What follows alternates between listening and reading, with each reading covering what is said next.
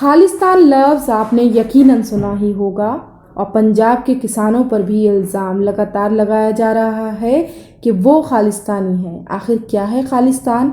आइए हम आपको बताते हैं आज उस खालिस्तान की हकीकत। जिस वक्त हिंदुस्तान तकसीम हुआ उससे कबल ही सिखों की जानिब से एक सिख होमलैंड का मुतालबा किया जा रहा था, मगर उस वक्त ना तो अंग्रेज़ों ने उनको एक अलग कौम की तरह माना और ना ही उस वक्त के हिंदू इस बात पर राज़ी थे कि सिखों को हिंदुओं से अलग एक कौम का दर्जा दिया जाए।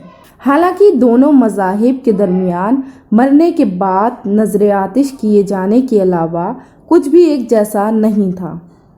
सिखों के यहाँ मूर्ति पूजा की ममानियत है, वो तौहीद पर यकीन रखते हैं और उनके मजहबी सहीफ़े गुरु ग्रंथ साहब को सबसे ज़्यादा अहम तस्वुर किया जाता है। इस बात में कोई शक नहीं है कि सिखों ने इस मुल्क के लिए बेइंतहा कुर्बानियाँ दी हैं, मगर उनकी वतन परस्ती, जान निसारी और वफादारी का सिला जो उनको मिलना चाहिए था वो नहीं मिला।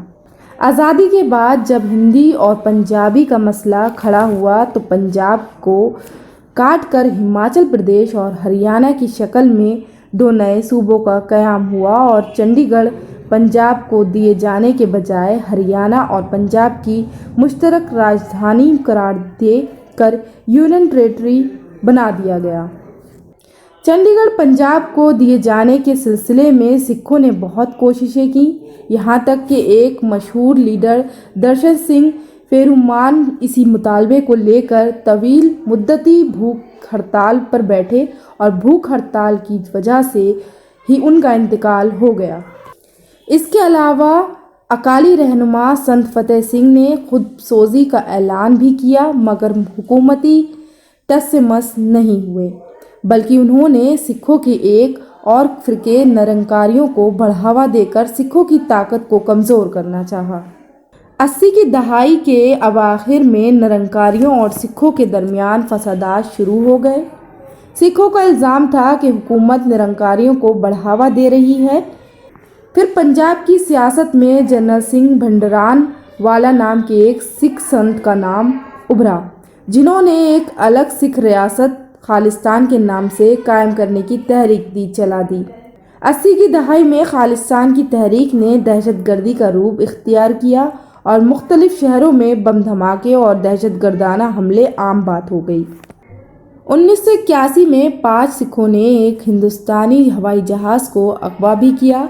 हिंदुस्तान के एक मुसाफिर बरदार जहाज़ को बम के धमाके से उड़ा भी दिया गया। इसी दरमियान सिखों के सबसे मुक़द्दस मकाम अमृतसर के दरबार साहब के अंदर वाक़े अकाल तख्त को भंडरान वाले ने अपना मुस्तकर बना लिया था और मुस्लिम अफराद वहाँ हर वक्त दिखाई देने लगे थे।